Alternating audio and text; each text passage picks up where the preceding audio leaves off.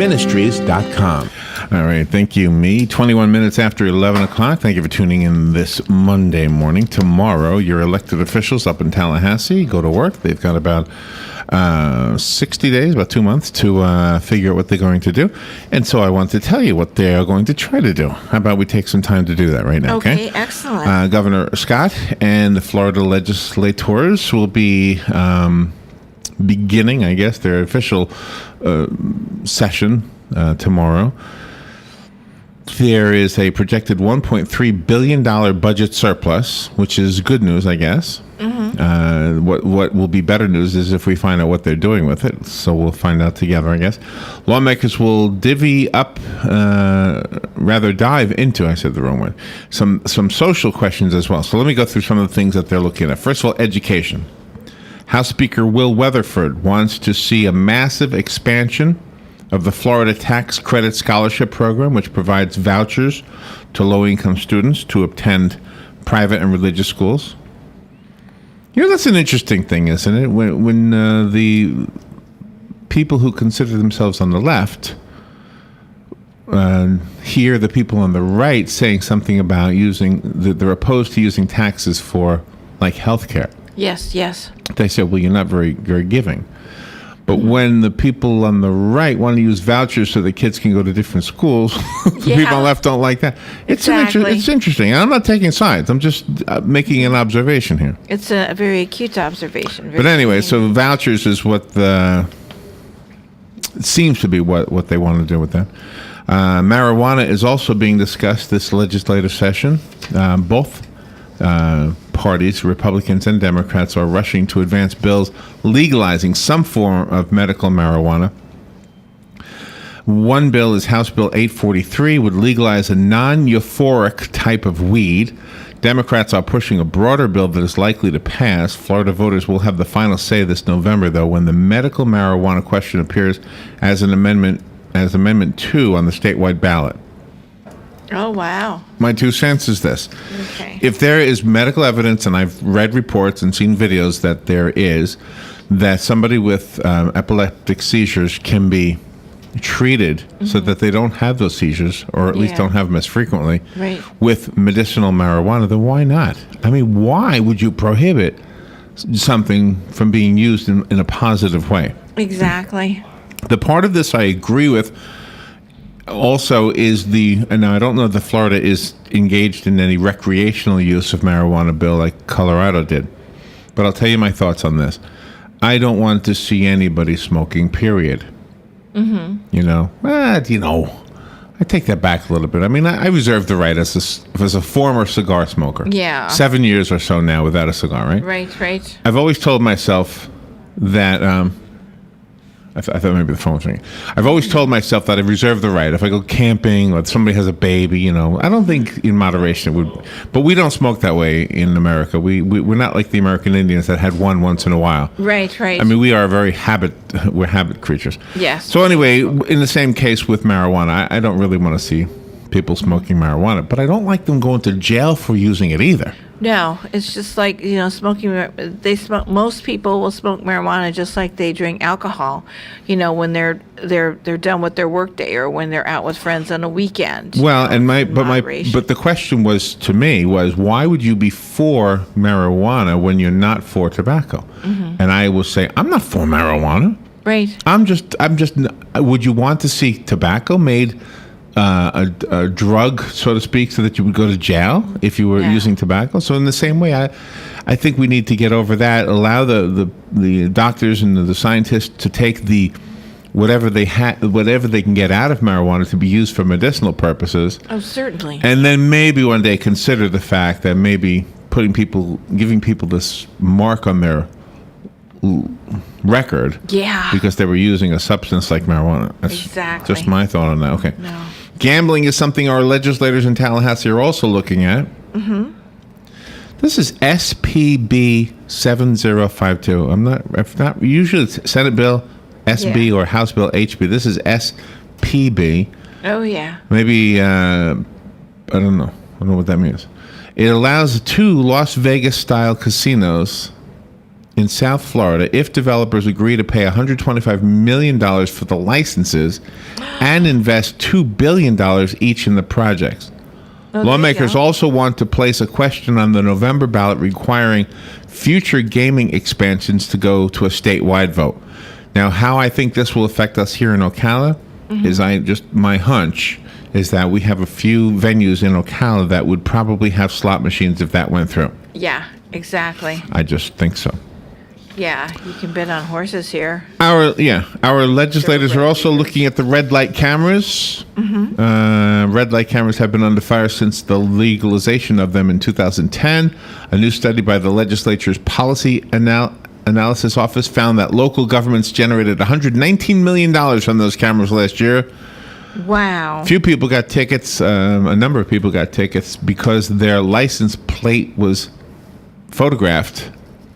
But they indeed hadn't gone through any red lights, nor did they even turn right on red. Yeah. So sometimes these things make mistakes. Malfunction. Sexual predator laws are also being looked at for some changes by our legislators this 60-day session that begins tomorrow. The Sun Sentinel newspaper did an investigation of sexual predators who re-offended after being let out. Gosh. So the legislature is racing to pass a package of bills that would lead to improved tracking of sex offenders, some tougher punishments, and the closing of some loopholes that have allowed some sexual predators to go free. Oh. They want to pass 4 bills, all tackling different parts of the problem, tomorrow. Gosh. The first one they want to tackle tomorrow. Gosh. The governor and the Republican lawmakers want to cut taxes as deeply and widely as possible, pitching a total of $1 billion in breaks for motorists and companies and shoppers and internet and cell phone users. Motorists could get a break on auto tag fees averaging from between $12 and $25 per person also. Oh, my gosh. Beer is also on the agenda for our legislators. The 64-ounce beer called the Growler Yeah. that you could fill at a craft brew or at a bar and take home might get legalized. Right now, it's not legal. Oh, okay. The containers are already allowed in 47 other states, but they are hung up in the Florida legislature because of the state's complicated regulation of beer manufacturers. Oh, gee, I know. It's just so crazy here. Florida's Major League Soccer dreams will have a lift this year. Major League Soccer backers in Orlando and Miami want to bring teams to their towns and are seeking public financing to help make it happen. We're not the only municipality wanting money from our taxpayers to build a stadium. Retired soccer star David Beckham wants to build a 25,000-seat stadium overlooking Biscayne Bay. On a tract of land owned by Miami-Dade County. Both stadium groups want $2 million a year in sales tax rebates for their project. That's Senate Bill 208. Wow. And then there's the water cleanup, which definitely affects us here in Marion County. Our legislators are looking into the algae blooms, what kind of legislation could be crafted to protect the waterways, not only in here, but around the state. The Florida's water problems go deeper than surface level. The House intends to fund the dredging within the Indian River Lagoon and cleanup efforts along the St. Lucie and Caloosahatchee rivers polluted last year by Lake Okeechobee discharges, as well as some of the fertilizer leaching that has happened in the Rainbow River, the Silver River, and the Ocala River in our community. Oh, my gosh. Wow. So looking for legislation that will help clean up those rivers. A lot of legislation in 6 days. I got 3 more items that they will be looking at in 6 days. Guns, healthcare, and retirement revamping. The gun issue, National Rifle Association lobbyist Marianne Hammer, who we've had on a few times, looks like she will be successful again this year. Is Marianne Hammer, is she? I do not know. I don't know. I thought we've had Marianne Hammer on. I think so. I can't remember now. I think it's a guy. I don't know. Anyway, I think it's a fellow. So they wrote it wrong here. Making clear that people can fire warning shots in self-defense. That's the big issue. You want to be able to fire a warning shot in self-defense. It's crazy. Right now, the stand your ground law says you can shoot to kill. Yeah. But you can't shoot a warning shot. In that you get more trouble. Jacksonville. You get in more trouble for shooting a warning shot than for actually shooting somebody. Right. They put that lady in Jacksonville in jail. Right. Because of that. Here's the healthcare one. I don't know what they're going to do. The 2013 legislative session was filled with debate about whether Florida should expand Medicaid under the Affordable Care Act. Democrats will try to resurrect the issue this year. A Medicaid expansion is all but dead, though. The healthcare world could see a couple of major lobbying fights, including a hospital industry battle about state approvals of new trauma centers, which might affect us because we have a new trauma center here. Yeah. And that's an issue I it. hope gets settled so that we end up keeping our trauma center. Oh, yeah. Keep the trauma center. And I know that Dennis Baxley and Charlie Stone were both instrumental in trying to save our trauma center. Yep. And House Speaker Will Weatherford has made a top priority of trying to move the state away from a traditional pension system for future government workers. Mm-hmm. A group of Republican senators banded together with Democrats last year to kill a proposed shift into the 401k style plans, but Weatherford and his allies are back this year with other alternatives. This could become one of the most intriguing political issues of the session. Oh, yeah. They'll set precedents with this one. Anyway, thank you to the Florida News Network for providing the information I just read to you. All right, let's push forward, and we will have fun with Joe in just a little bit. Today, we've got a $25 gift card. Yes, we do. That we're giving away. And the game today will be more samples of some songs that were used in animated features. You and Joe will guess the name of the song, the name of the movie it was from, and perhaps the name of the artist, if I have it. Okay, we'll do that when we come back. You're listening to WOCA News Talk 1370, Ocala's source for what's happening in today's hottest, up-to-date news and topics.